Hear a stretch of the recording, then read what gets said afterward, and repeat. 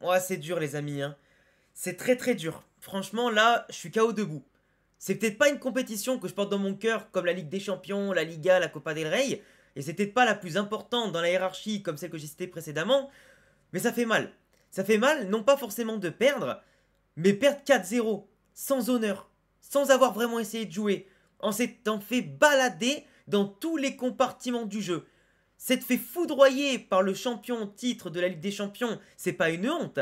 Ce qui est une honte, c'est la manière dont ça a été fait. Parce que oui, le PSG a été extrêmement fort. Et d'ailleurs, bravo eux pour la victoire. Et j'espère en tout cas qu'ils iront remporter le trophée qui viendra encore plus alimenter leur saison historique. Avec un potentiel quintuplé sur 5 compétitions. Et peut-être 7 après s'ils remportent le petit mondial des clubs et la petite super coupe d'Europe dans le reste de l'année. Mais franchement, même si le PSG de Luis Enrique, c'est peut-être la meilleure équipe du monde et une des meilleures équipes, peut-être all-time, que j'ai vu de ma vie, sortir comme ça, en étant aussi misérable, en étant aussi honteux, en étant aussi merguez, pour être poli, c'est du jamais vu. Un Real aussi impuissant contre un Paris Saint-Germain, le Real Madrid qui a vécu une saison extrêmement compliquée de A jusqu'à Z, c'est pas normal. C'est pas normal. Et ce soir, si je dois mettre en évidence deux pitres, dont un qui je pense fera bien un stage chez Morandini et l'autre que j'espère qu'on reverra pas au Real Madrid, mais le plus vite possible, et que le Real cet été va signer Konaté et des joueurs en tout cas qui sont bons et qui sont installés tout comme Eusen et prêts à être titulaires. Parce que là ce soir, sans Eusen, Asensio et Rudiger nous ont détruits. Tu peux avoir Xabi Alonso qui a changé énormément de choses en quelques semaines, quelques matchs, avec une montée en puissance progressive. Et là, face au gros test, on a deux tocards, excusez-moi l'expression, qui nous ont bousillé le match en 10 minutes. Parce que oui, le PSG, techniquement, tactiquement, physiquement et tout ce que tu veux, ils étaient meilleurs. Et qu'on n'a pas touché un ballon quasiment. Mais déjà, quand tu perds 2-0 en 10 minutes, qu'est-ce que tu veux espérer? Tu peux avoir la meilleure équipe du monde, le meilleur plan du monde. Si tu perds 2-0 en 10 minutes contre une équipe qui est aussi forte, voire bien meilleure que toi, et qui te pardonnera pas la moindre occasion quand tu vas prendre des risques, te projeter et laisser des boulevards, comme on l'a vu sur le troisième but, et ben ça se passe ça, une humiliation. Et j'espère vraiment que ces deux mecs-là vont se mettre à genoux devant tout l'effectif, devant le coach, et notamment devant Luka Modric et Lucas Vazquez, qui jouaient respectivement, Luka Modric et Vazquez, leur dernier match avec le Real. Une légende comme Luka Modric, qui part les mains vides, parce que la petite Super Coupe d'Europe et le petit mondial des clubs, ça va 5 minutes, mais c'est pas digne d'une légende comme Modric, il part sans trophée majeur cette saison, et avec une humiliation en prime de ça, c'est pas normal. Donc j'espère qu'ils vont s'excuser auprès de lui, parce que là c'est honteux ce qu'ils nous ont fait les deux là. Des erreurs d'amateurs, de débutants qu'on va détailler tout à l'heure, et vraiment, si je peux redire un truc, le Paris Saint-Germain, c'est oui la meilleure équipe du monde aujourd'hui. Ils ont montré que même si nous on est les patrons du football depuis un siècle et quelques, eux, globalement, cette année c'est eux les meilleurs. Et ils sont en train de faire un truc historique et on peut que les applaudir parce que le football qu'ils jouent, la cohérence qu'ils jouent, la solidité qu'ils ont, l'efficacité qu'ils ont, la facilité avec laquelle ils nous ont bousillés, nous, l'Atlético Madrid, le Bayern et qui tu veux, c'est incroyable, tu vois. Il y a beaucoup de gens qui rigolent. Des gens qui sont pas pour Paris ou pas pour le Real, hein. Je parle notamment des fans du Barça, etc. qui rigolent. Mais là, n'importe qui cette saison joue contre eux, ils prennent le même tarif. Ceux qui disaient que l'Inter Milan avait fait exprès de perdre, vous venez voir en 4K que dans ce mondial des clubs, ben le PSG a peur de personne.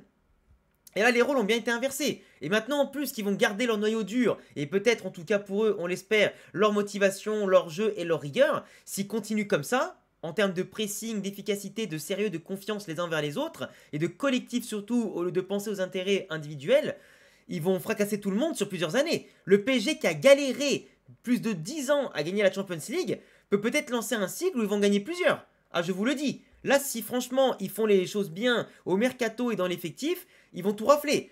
Par contre, moi, il y a un truc qui va m'énerver dès le début. Il y a un truc qui va m'énerver dès le début. Et c'est peut-être la seule chose que je vais mettre contre Xabi Alonso. Parce que j'interdis à tout le monde de dire que Xabi Alonso, c'est un entraîneur bidon. J'interdis à tout le monde de cracher sur Alonso. Alors que le mec, il s'est fait saboter son plan en seulement 10 minutes. Mais moi, ce que j'aime pas aimer, c'est que on a des certitudes. À 3 derrière, ok, c'est très bien. Avec 2 pistons, c'est très bien. Mais en jouant à 2 devant. Et je vous le dis tout de suite, Vinicius et Mbappé ne doivent pas jouer ensemble. C'est l'un ou l'autre. Parce que les avoir ensemble, c'est le marasme total, c'est le néant. Gonzalo Garcia qui s'est retrouvé très souvent à droite pour centrer, alors que c'est lui le meilleur de la tête des trois, mais ça m'en grattait les veines. C'est à m'en gratter les veines. Là, un 4-3-3 avec, du coup, jouer avec 3 attaquants, quand tu ne sais plus jouer avec 3 attaquants depuis au moins 2 ans, c'est complexe. Valverde qui remplace Alexander Arnold qui était blessé à l'entraînement juste avant, c'est très bien. T'as un super choix, Güler, Bellingham. Mais laisse-moi Mbappé ou Vinicius avec Gonzalo devant. Et tu mets Modric titulaire ou Ceballos pour aider à tenir le ballon. Face au Paris Saint-Germain qui te conteste la possession, qui est plus efficace que toi et qui te met à l'envers. Dès le début du match, qu'est-ce qui se passe? Au début, dans les 5 premières minutes, ça allait dans tous les sens. Un coup sur le terrain, enfin, dans la cage du PSG, un coup la cage du Real Madrid. Sauf que très rapidement, Désiré Doué, il se baladait entre les lignes, il s'est régalé. Fran Garcia, il a été au supplice, il ne pouvait pas avoir la liberté qu'il avait d'habitude dans le 3-5-2. Hakimi en plus, qui était tout le temps en soutien, bah, ça poussait globalement les Fran Garcia, etc. à rester derrière, tout comme Mendes, qui aidait Kvaratskhelia à faire la même chose pour pousser Valverde derrière, pour pousser Asensio, Rudiger et tout derrière. Et surtout, le pire, c'est que Vinicius ou Mbappé, quand ils étaient à gauche ou à droite, ils aidaient jamais, ils revenaient jamais pour aider les latéraux. Donc comment tu veux que le latéral, contre le latéral adverse et l'ailier adverse, ne prennent pas l'eau? Ça débordait, ça se dédoublait, ça centrait, ça permutait. Fabien Ruiz, systématiquement, dans notre surface, parce que le mec, de base, c'est pas le meilleur buteur du monde, il nous en a quand même planté 2. Quand tu vois qu'ici, là, on a une action du Paris Saint-Germain, on la récupère, il n'y a pas de danger. Asensio, soit tu la dégages en une touche, soit tu t'attends de la contrôler, tu la dégages. Le mec qui fait un contrôle digne d'une danseuse, Dembélé qui fait un pressing sans en vouloir en faire un, il la récupère. Potentiellement penalty de Courtois, mais bon, ça revient sur Fabian. L'arbitre laisse jouer et a raison. 1-0. Tu te rends compte quand même que même avec plus de Madrilène dans la surface, même avec un Courtois qui intervient, c'est encore un mec du PSG qui a le ballon en premier. C'est pas normal. Et encore Kvaratskhelia qui reste tout seul. T'as encore Neves aussi qui est pas loin de la surface, qui est tout seul. C'est pas normal. C'est pas normal. Deuxième but derrière. T'as pas le temps de te remettre de tes émotions. Le PSG, bah, ils savent qu'ils mènent 1-0. Donc eux, ils vont encore plus te chercher. Sauf que là, sur aucun danger, Rudiger et son gros cul qui se retourne à 2 à l'heure, qui rate la passe et son contrôle, et Dembélé qui part tout seul, bah, face à Courtois, évidemment, qui va le fusiller. Et Dembélé, pour moi, il est ballon d'or, de toute façon, on le sait tous. Lui, Hakimi ou Vitinha. Mais aujourd'hui, en marquant contre le Real, en étant aussi important et décisif, eh bah oui, il augmente encore plus ses chances de l'avoir, le ballon d'or. Mais Rudiger et Asensio, ils nous ont plombés. Parce que Courtois, de base, il était au top. L'arrêt sur Fabien Ruiz, l'arrêt à bout portant. Mais quand t'as une défense qui t'abandonne, et là, je suis désolé, parce que là, c'est inadmissible. Oui, ok, on te dit que tu ne peux pas prendre trop de risques, notamment quand t'es contre le Paris Saint-Germain, que c'est difficile, qu'en plus toi-même à 3 attaquants, tu sais pas trop jouer face aux 3 attaquants du PSG qui eux sont rapides et puissants et efficaces, tu vois, et plus collectifs que toi. Et que, ok, tu perds 2-0, du coup tu essaies de monter un peu parce que tu veux marquer le plus rapidement possible pour les faire douter un petit peu comme à l'ancienne. Mais là, on est parti d'une occasion ici, là.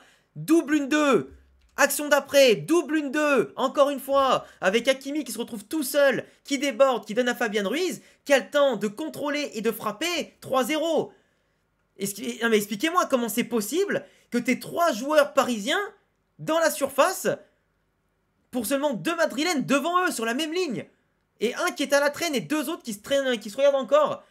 Je suis désolé les gars, mais au bout d'un moment, faut dire la vérité. On a aujourd'hui un Real Madrid qui s'est fait balayer. Alonso, il n'arrête pas de crier depuis le début du tournoi. Resserrer ces putains de lignes. Resserrer les lignes. Comment c'est possible qu'avec 1, 2, 3 mecs, 4 mecs, placés bien en diagonale, à 4 mecs autour, on n'arrive pas à les choper? À un moment donné, il a dit Roten. T'arrives à la 27e minute, il n'y a pas eu une faute quasiment côté Real. Parce qu'on est tellement mal positionné par rapport à eux, on s'est tellement saboté le match. Et regarde Rudiger, qu'est-ce qu'il fout là? Qu'est-ce que Rudiger fout aussi haut? Il a déséquilibré tout le monde, il laisse vide son espace et le but après il vient de là. Ils ont tout le temps de décrocher, de la donner, c'est n'importe quoi. Aujourd'hui, Asensio, il n'a pas le niveau, faut qu'il retourne au Castilla. Et Rudiger, faut qu'il prenne ses valises tout de suite. Je suis désolé, à un moment donné, la folie de Rudiger, s'il n'y a personne pour le couvrir derrière, et ben c'est là qu'on voit à quel point il nous a troué les fesses là. Et c'est une vérité. Il a déstabilisé avec Asensio, Fran Garcia et Valverde qui défendaient aussi. Ils nous ont tous déstabilisés. Tchouaméni, il pouvait ni se placer au milieu, ni en défense, c'était n'importe quoi.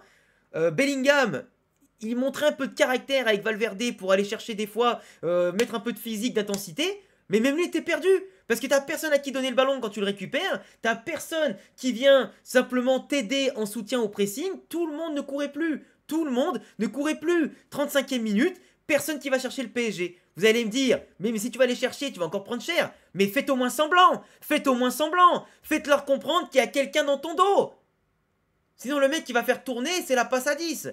C'était une humiliation, regardez ça. Même là, personne qui prend le milieu. Là, ils sont deux tranquilles au milieu de 5 mecs, à quoi ça sert?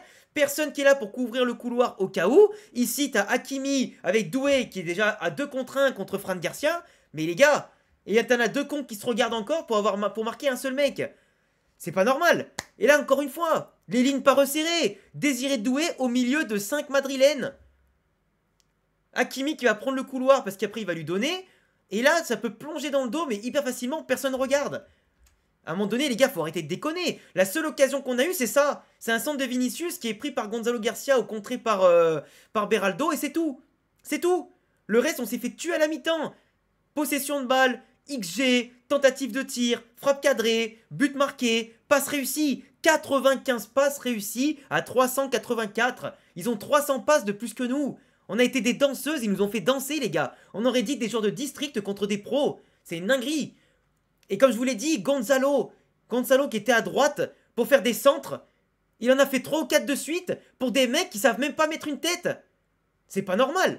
Mbappé et Vinicius qui ont détruit toutes les tentatives de contre. Vous allez me dire, mais Mbappé, des fois il essaie, il était tout seul. Il a rien fait Mbappé. À part prendre la balle, courir tout droit et faire des vieilles gestes de merde qui servaient à rien, il a rien fait. Vinicius, je te jure, hein, si on prend un chèque de 300 millions d'euros d'Arabie Saoudite, mais lui il s'en va.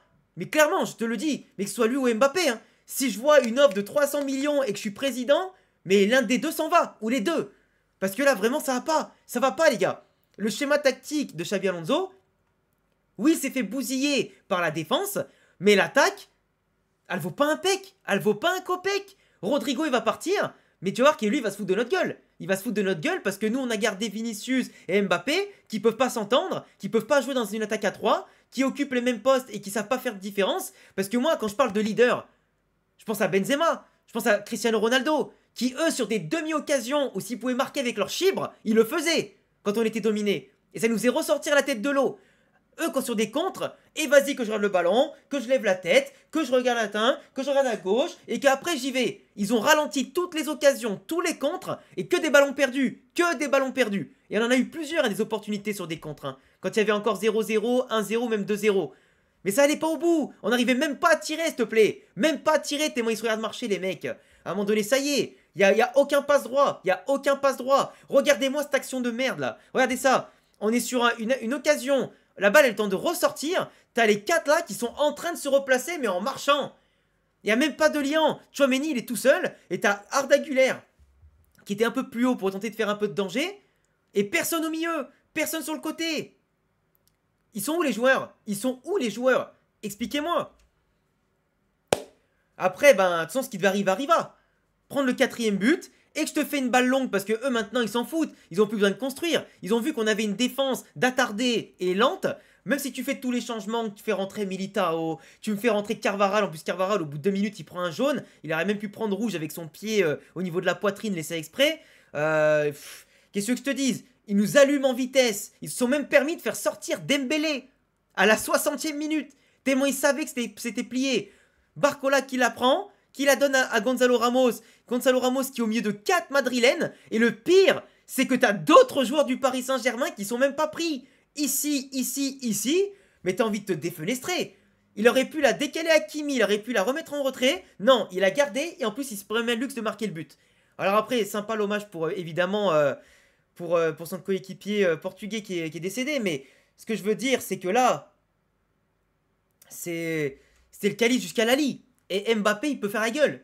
Mbappé, il peut faire la gueule. Il s'est fait humilier 4 fois par le Barça sur 4 cette saison.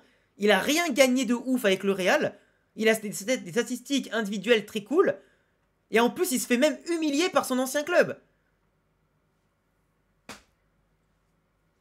C'est une année maudite. C'est une année maudite 2025 pour le Real Madrid.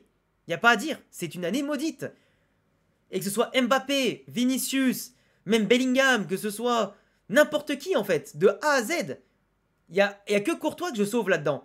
Il y a que Courtois et à la limite Valverde dans l'attitude. C'est tout. Le reste, néant. Et donc j'espère que cet été, même si Alonso l'avait dit, hein, qu'il allait avoir beaucoup de travail. Mais ça, c'est toutes les conséquences des choix de Pérez, toutes les conséquences des choix de Ancelotti et son manque de travail avec le Real depuis 1 an ou 2. Là, c'est problématique. Mais là, il va y avoir du temps pour se reposer. Mais il va falloir surtout du temps parce que les mecs sont quand même payés des millions. Même si à la fatigue mentale, la saison longue, ce que tu veux, je m'en fous. Le PSG, ils ont joué autant de matchs que nous. Regarde la différence de fraîcheur, la différence de mentalité, la différence au pressing, la différence dans le jeu et la différence de tout. Il y avait 10 galaxies d'écart à chaque niveau. Donc là, aujourd'hui, le Real, au lieu de se plaindre et faire des stories Instagram, vous allez travailler, vous allez vous taire, vous allez juste faire aller un petit plouf dans la piscine pendant une semaine et vous allez revenir bosser. Et l'été prochain, vu qu'en plus le match contre Osasuna, le 18 août ou 19, il n'a pas été décalé, vous allez revenir comme des conquérants et vous allez nous rendre fiers. Parce que là, cette saison, de A à Z, c'est une catastrophe. Parce que je le répète, tu pouvais perdre contre le Paris Saint-Germain. C'est eux les favoris. Mais te faire chier dessus pareil, c'est pas possible. C'est pas possible. L'image que tu donnes au monde, c'est immonde. Enfin bref, je vais m'arrêter là. Merci à tous de m'avoir écouté, parce qu'il n'y a rien à sauver ce soir. Il n'y a rien à sauver ce soir côté Real Madrid quasiment. Merci de m'avoir écouté, j'attendrai tous vos avis. Abonnez-vous, cochez la cloche. Encore bravo au Paris Saint-Germain qui ont la meilleure équipe du monde. Et puis on se retrouve très vite pour une prochaine vidéo. Allez, ciao les gars.